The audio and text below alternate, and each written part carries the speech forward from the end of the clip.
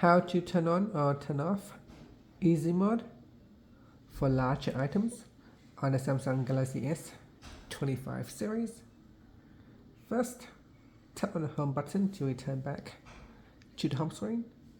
Now from the home screen, swipe down at the top to open up quick settings, and in this panel tap on the settings icon. Next, we scroll down, and in here tap on display. Then we scroll down again. This time tap on easy mode, and then tap on easy mode. Tap on the toggle button to turn it on. When you turn on easy mode, it makes text and on-screen items appear larger. It also increases touch and hold delay to prevent accidental actions, and provides a high contrast keyboard for better readability.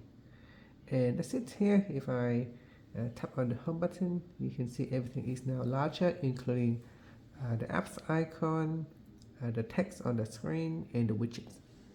And that's it. So if you don't use it anymore, you can turn off Easy Touch. And that's it. Thank you for watching this video. Please like and subscribe to my channel for more videos.